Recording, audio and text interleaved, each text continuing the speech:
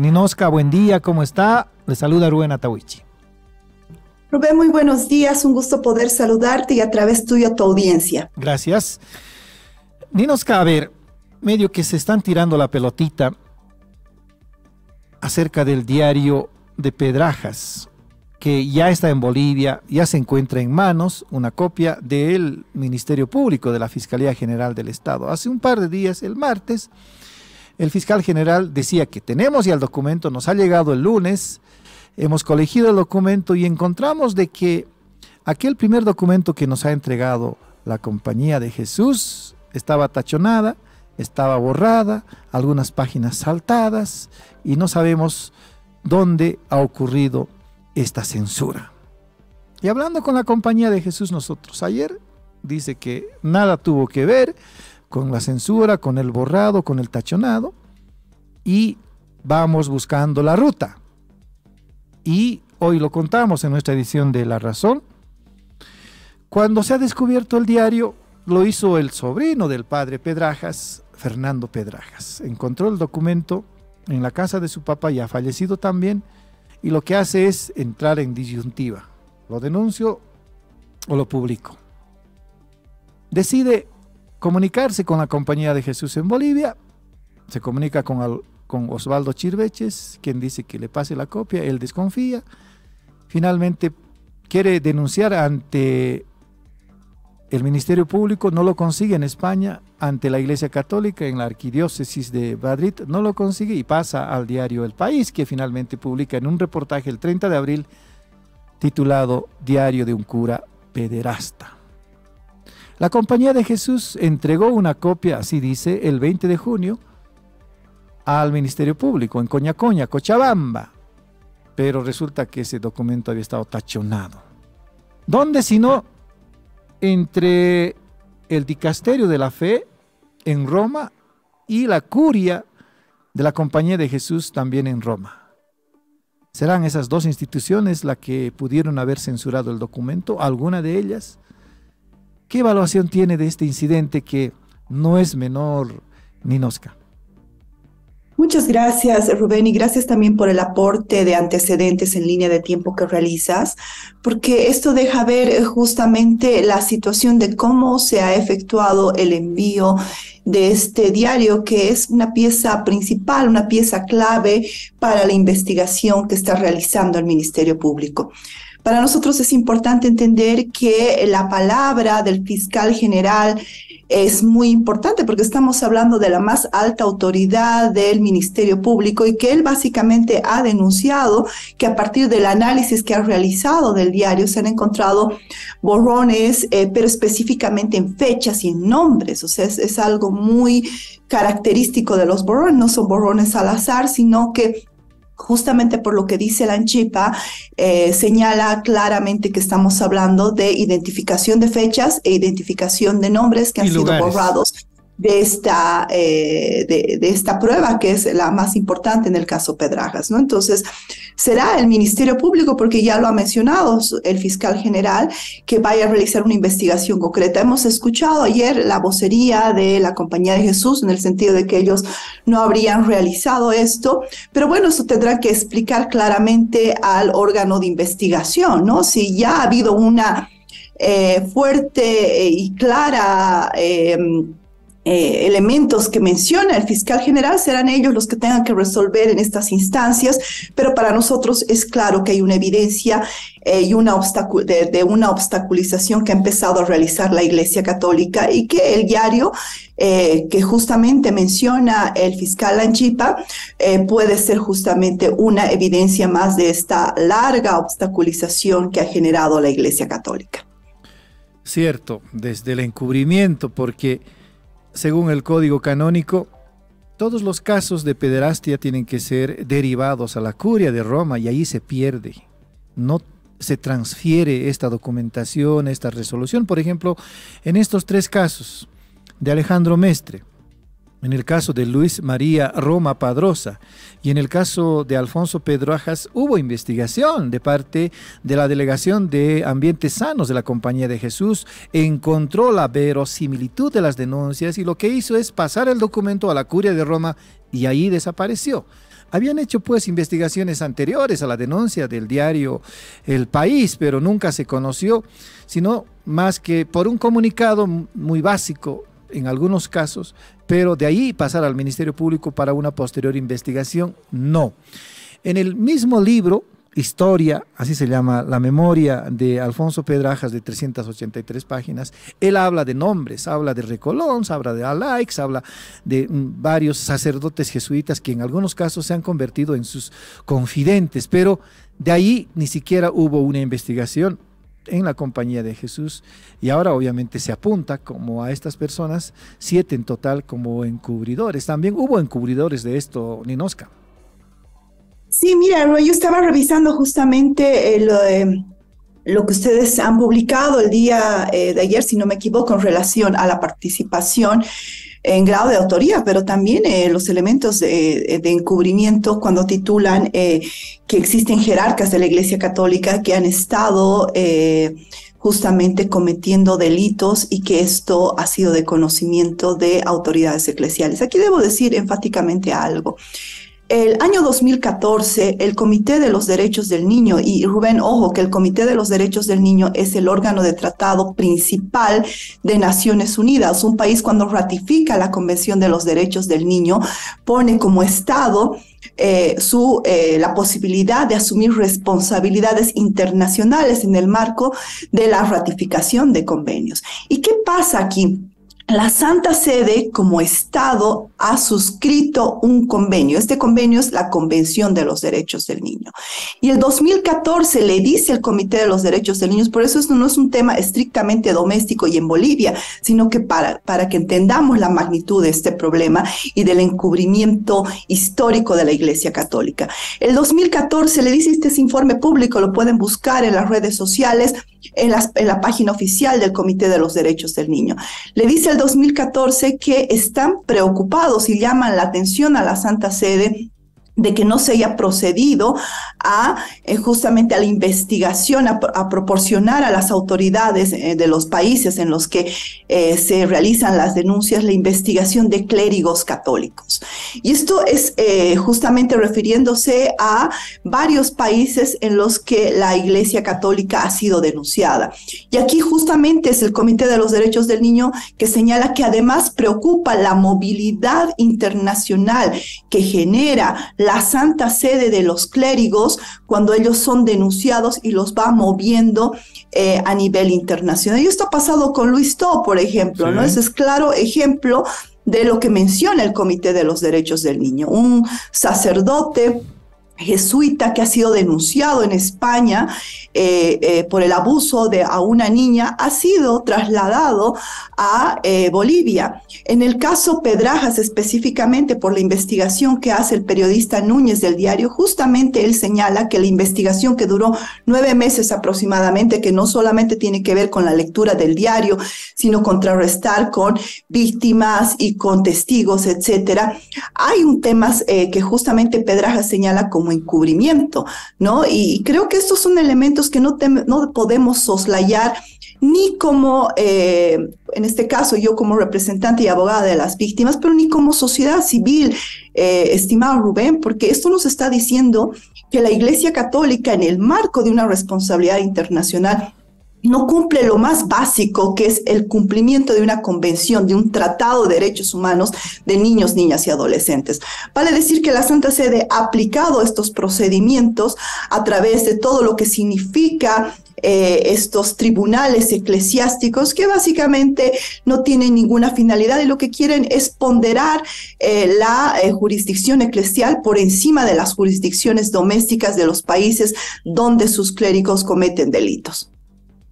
Claro, pero nos sigue llamando la atención. Si no es la Compañía de Jesús la que pudo haber tachonado este documento, el diario de Pedrajas, ¿dónde ocurrió este incidente? La ruta es clara. De Fernando Pedrajas al Ministerio Público no quiso atender el documento ni la Iglesia Católica en España, sino el medio de comunicación. ¿Pudo el dicasterio de Roma haber solicitado a El País el documento o al mismo Fernando Pedrajas, o finalmente encontró de otra forma el documento? ¿Qué supone o qué considera, qué hipótesis tiene Ninosca?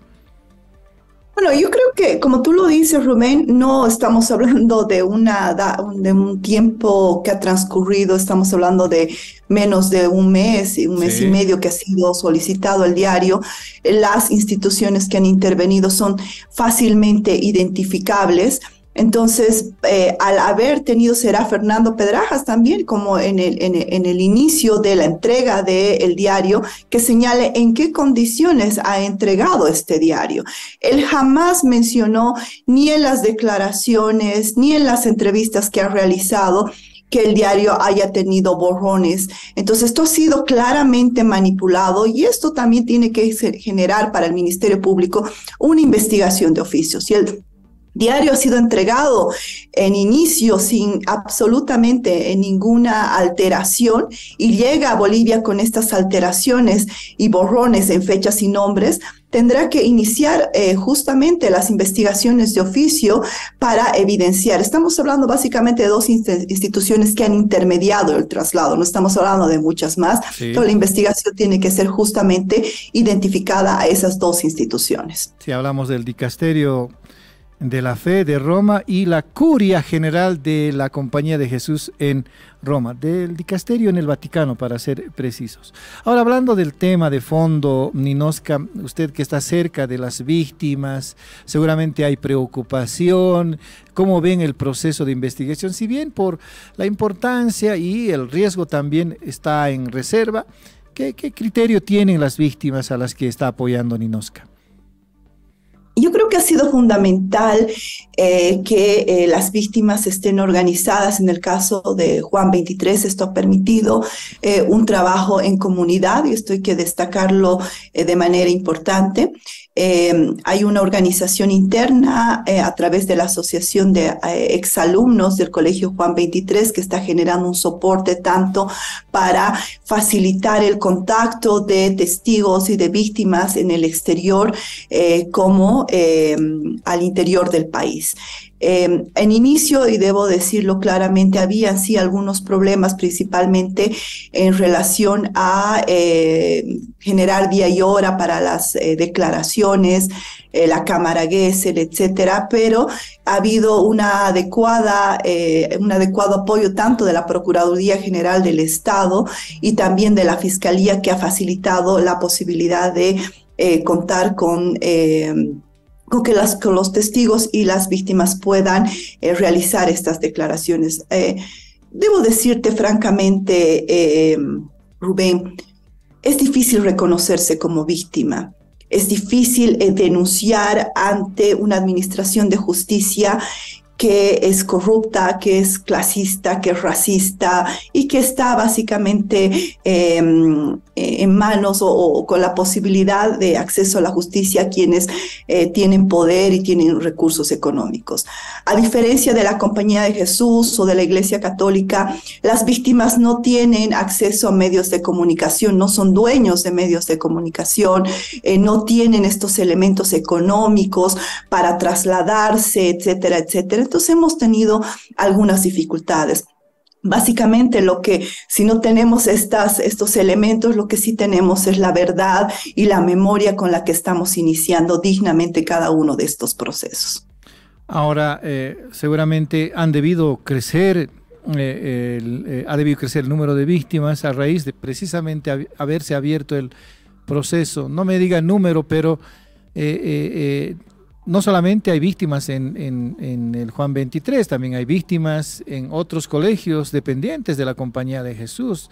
Ya se ha resuelto un caso en La Paz, en el Colegio San Calixto, una víctima de quien fuera el secretario general de la Conferencia Episcopal Boliviana en los 90, el sacerdote Alejandro Mestre. También está en coordinación con víctimas del interior del país, Ninosca.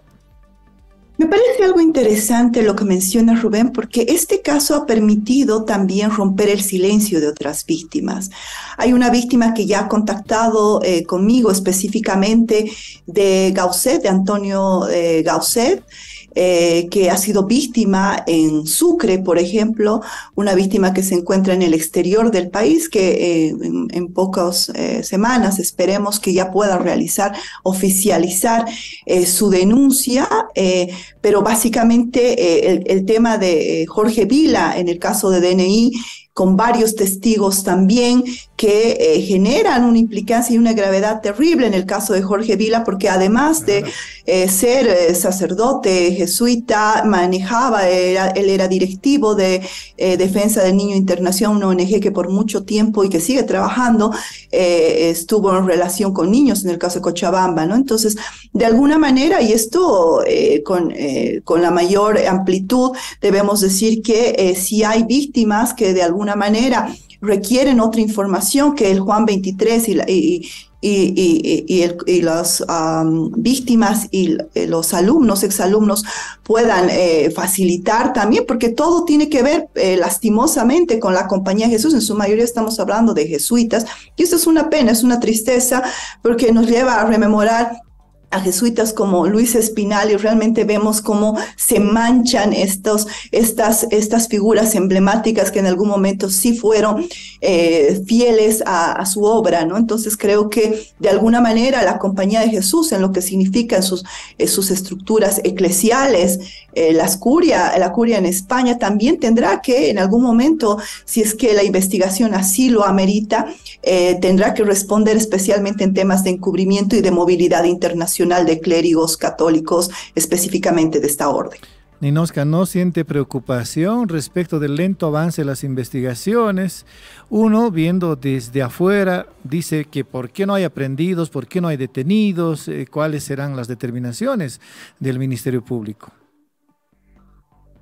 Lo ha dicho y venimos escuchando humildemente las declaraciones de los voceros de la Iglesia Católica, ¿no? Cuando, no sé si lo dicen en una situación de repente de conformidad, decir confórmense, esto es lo único que va a pasar, cuando, por ejemplo, dicen, pero ya están muertos, ¿no? O sea, sí. O los delitos son intuito persona, solo a la persona, en esa simplicidad de no entender que estamos hablando del dolor de una víctima, ¿no? Entonces yo creo que hay que ser más empáticos cuando entendemos que sí hay clérigos, sacerdotes, pederastas que están muertos, pero también, y eso es lo que estamos persiguiendo, la responsabilidad institucional de una iglesia, ¿no? El encubrimiento que se va a demostrar en su debido momento, que ha determinado la impunidad y la alevosía sistemática de los daños que han realizado estos clérigos. Entonces yo creo que no podemos generar narrativas simplistas, de decir, ha muerto, y he escuchado otras narrativas, Rubén, y debo decirlas tristemente, que por ejemplo, ya está viejito, hay que perdonar. Yo creo que hay que ponerse en el lugar de las víctimas. Cuando una víctima denuncia, Rubén, lo que está haciendo es liberar una herida emocional. Y hay dolor para ellos, para sus familias, y en el marco del respeto debemos entender que lo que se está buscando definitivamente es el acceso a la justicia, pero también el reconocimiento de la iglesia de este encubrimiento histórico, ¿no? Entonces, creo que no solamente estamos persiguiendo, y por eso quizás no hay este tema de aprendidos, porque es cierto, en el caso Pedrajas, por ejemplo, este cura Alfonso Pedrajas, pederasta, ha fallecido, pero con ese fallecimiento no han muerto, no se ha llevado con su muerte encubrimiento, ni nombres, ni personas que han conocido estos hechos y no han denunciado. Entonces, creo que también eso hay que dejarlo claro, en lo que está buscando las víctimas es una responsabilidad también de la Iglesia Católica, y que la asuma y que sea digna de repente para decir esto es lo que ha pasado y esto es lo que se ha encubierto y estamos facilitando. Creo que esos son los elementos claros que estamos demandando. Ahora, también ha generado repercusión política este caso. La Asamblea está considerando una ley contra la impunidad de delitos sexuales contra infantes, niños, niñas, adolescentes, que todavía no avanza, cuyos artículos señalan, uno de los artículos señala la creación de una comisión de la verdad. Pero paralelamente el Senado ha conformado una comisión especial de investigación de delitos de abuso sexual, violación, infante, niña, niño y adolescente y otros delitos relativos a abusos clericales. ¿Qué opinión tiene de esto? Está conformada esta comisión por los senadores Luis Flores, Simona Quispe, Williams Torres y Julio Romaña. Así es. Rubén, a ver, el primer elemento, el Ejecutivo manda un proyecto de ley, este proyecto de ley va hacia, recae en la Comisión de Constitución del diputado Jáuregui. Las víctimas no son convocadas, se realiza un informe, este informe es escueto, se lo ha dicho por varios diputados que han solicitado que se devuelva el proyecto de ley a la comisión de origen, porque justamente no incorpora dos elementos claves que son demanda de las víctimas. Ser partícipes de la Comisión de la Verdad, si las víctimas quedaran fuera de esta comisión, no estaríamos hablando del cumplimiento de estándares internacionales en el marco de los derechos humanos. Y el otro elemento es revisar la estructura de esta comisión. Lo habíamos dicho y lo vuelvo a repetir, lo han dicho también las víctimas en algunas vocerías, que no están de acuerdo con la participación del ministro Lima, que estaría fungiendo como secretario técnico de esta comisión por haber adelantado criterios en favor de la Iglesia. Este proyecto de ley queda por eso en manos nuevamente de la Comisión de Constitución y creo que es importante tratarlo. Los elementos de imprescriptibilidad es algo que están percibiendo los movimientos de víctimas y creo que es loable que el Ejecutivo haya planteado estas modificaciones de tipo penal, pero tendrá que reconsiderar la conformación y en su caso la inserción de víctimas en la Comisión de la Verdad. Este es un elemento. Está entrando en receso la Asamblea Legislativa del 17 al 31 de julio, entonces presumo que la Comisión de Constitución retomará este proyecto de ley después del receso.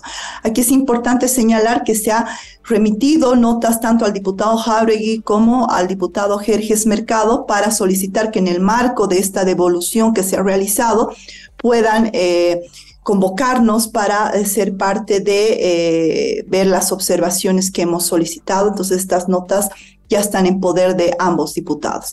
Y este otro contexto que ya sucede en el marco de la sesión 162, si no me equivoco, en senadores, que tiene que ver con una resolución camaral que ha sido realizada a iniciativa del presidente del Senado, Andrónico Rodríguez. Y aquí tengo que poner un breve antecedente, si me permite, claro que Rubén. Sí. Andrónico Rodríguez y el Procurador General del Estado han sido las únicas dos autoridades que han recibido a las víctimas. Hemos remitido notas al Ejecutivo, al presidente del Estado, hemos remitido notas al diputado Jerjes Mercado, en este caso solo nos ha recibido su asesor, etcétera. Pero en la reunión sostenida con el senador Andrónico Rodríguez se manifestó estos elementos de preocupación y en ese momento el senador comprometió justamente que tanto la ley como cualquier espacio que tenga que ver con estos elementos tenían que tener la legitimidad de las víctimas. Entonces esta resolución, y esto es algo muy interesante, señala que la participación de las víctimas al margen de los 4 senadores que tú has mencionado, que en realidad debieron ser 5, porque si tú lees el texto de la resolución, la bancada de Comunidad Ciudadana designó al senador Ticona para ser parte de esta comisión, pero que posterior a una solicitud de información ampliatoria a través de la senadora Barrientos, que solicitaba por qué no se ampliaba el alcance de esta comisión a todos los casos de abuso y violencia sexual, decidieron retirar al senador Ticona de esta comisión. Sin embargo, entendemos que está abierto y que Comunidad Ciudadana puede reconsiderar y puede enviar aún la designación de un senador para la conformación de esta comisión.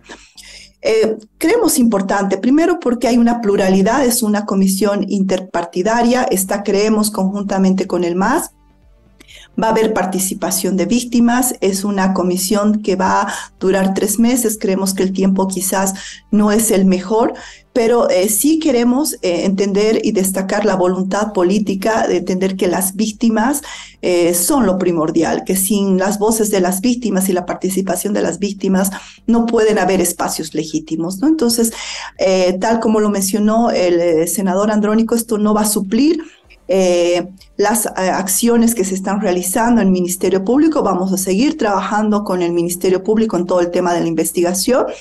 Y tampoco está supliendo la Comisión de la Verdad, ¿no? Entonces, creo que esto es muy importante señalarlo.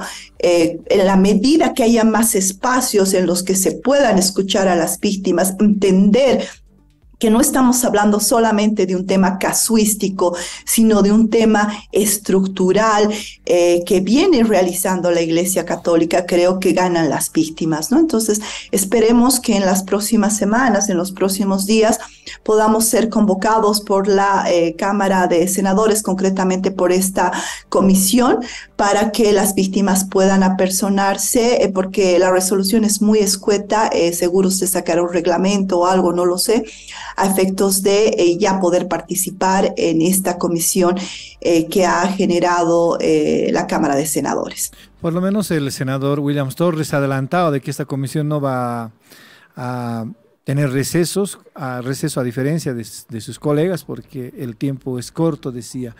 Ninoshka, gracias por el tiempo con La Razón Radio, siempre nosotros agradecidos con tu participación.